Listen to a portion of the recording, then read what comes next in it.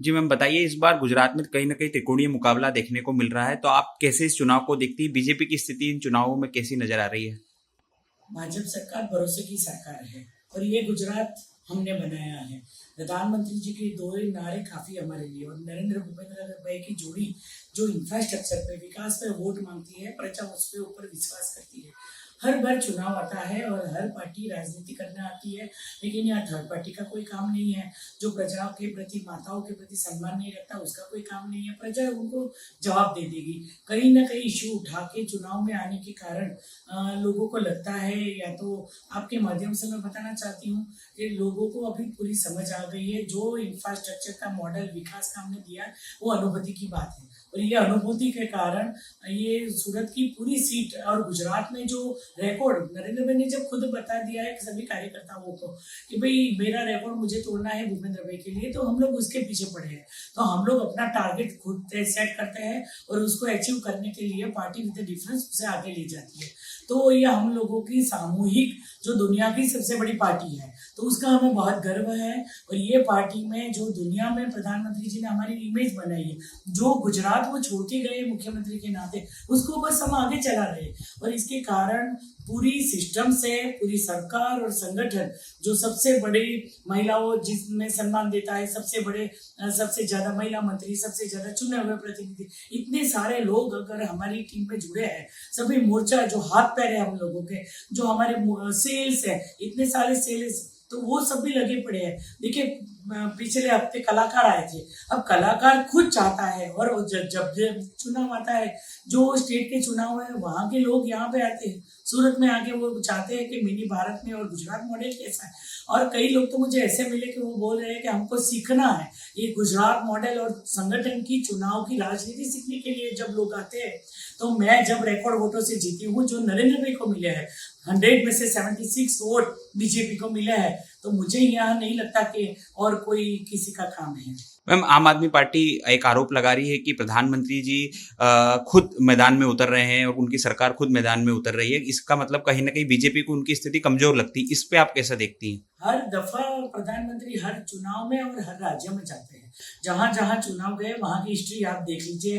पंजाब चुनाव हुआ, अभी हिमाचल का चुनाव हुआ, वहां सबसे उनका नाता है। कहीं ना कहीं प्रचारक के नाते वो सब जगह घूमे हैं और सब जगह जाना उनका हक भी बनता है। प्रधानमंत्री जी अगर खुद जाते हैं तो हम लोगों का कार्यकर्ता उत्साह बढ़ता है। और ये तो अपना गुजरात है, उनका गुजरात है, उनके गुजरात में लोग उनके बहुत प्यार करते हैं। उनको एक झलक देखने के लिए कि अगर हमने मुख्यमंत्री के नाते देखा, लेकिन एक फोटो हमें और चाहिए जो प्रधानमंत्री के बाद हमारे पास आए।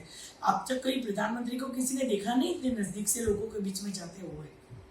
मैम, एक आम आदमी पार्टी का एक और ये कहना है कि कहीं न कहीं बीजेपी और उनके पदाधिकारी और ये लोग पार्टी के उनके कार्यकर्ताओं को बरगलाने की कोशिश कर रहे हैं, उनको खरीदने की कोशिश कर रहे हैं। हाल ही में घटनाक्रम भी हुआ। उनका आरोप है कि बीजेपी डर रही है और तभी हमारे कार्यकर्ता और हमारे प्रत्याशी को खरीद रही है। राष्ट्र विरोधी पार्टी का अनुभव उनको खुद हो जाता है प्रत्याशी को।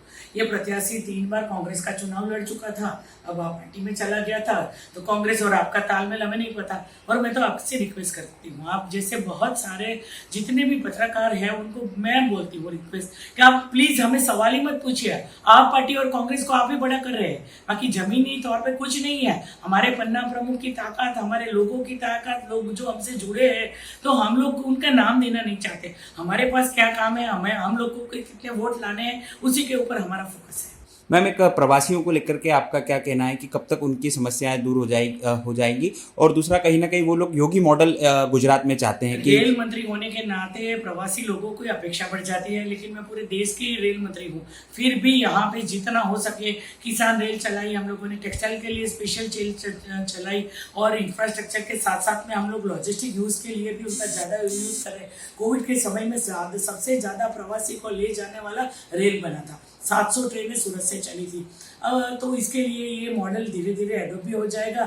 और मुझे लगता है कि उनको जो ये भारत का जो एक मॉडल, यहाँ पे जो सिक्योरिटी है, सब लोगों को पसंद है, और इसीलिए Surat fastest growing city of the world बना है। तो उनको पता है कि उनकी जड़ें जहाँ भी है, लेकिन कर्मभूमि जितने भी यहाँ पे बनाई है, तो उनकी अपेक्षा स्वाभाविक है जैसे इंफ्रास्ट्रक्चर का काम खत्म होगा उनको सपोर्ट मिल जाएगा। एक मैम, यूपी बिहार के लोग योगी मॉडल चाहते हैं गुजरात में, भूपेन भाई पटेल को छोड़कर। इतना बड़ा नरेंद्र मोदी मॉडल है, पूरे गुजरात मॉडल है, तो सभी मॉडल एक जैसे ही है। हाँ। और योगी जी हमारे प्रिय नेता है, जैसे जैसे आएंगे यहाँ पे वो लोगों को पता चल जाएगा कि ये मॉडल भी इनके जैसा ही है। एक अंतिम प्रश्न मैम, आप रेल मंत्री हैं, बुलेट ट्रेन प्रोजेक्ट पूरा महत्वाकांक्षी प्रोजेक्ट है प्रधानमंत्री जी का, इसकी डेडलाइन कब तक होगी और कब तक इसका ट्रायल किन शहरों के बीच शुरू होगा? यहाँ पे बहुत सारी नई टेक्निक, जब पहली बार जापान टेक्नोलॉजी को लेके हम आ रहे हैं तो इसके साथ में बहुत इकोसिस्टम डेवलप हुई है, 1 लाख लोगों को रोजगार मिला है।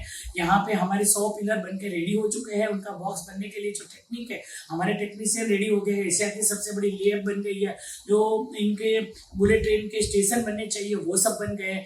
तो जमीन के ऊपर काम दिखता है और पहली ट्रायल रन हम बिलीमोरा और सूरत के बीच में हम चला लेंगे। डाउनलोड करें अमर उजाला ऐप और पाएं खबरें लगातार। अगर आप ये वीडियो YouTube पर देख रहे हैं तो हमारे चैनल को सब्सक्राइब करें और बेल आइकन को दबाना ना भूलें। अगर आप Facebook पर ये वीडियो देख रहे हैं तो हमारे पेज को लाइक करें।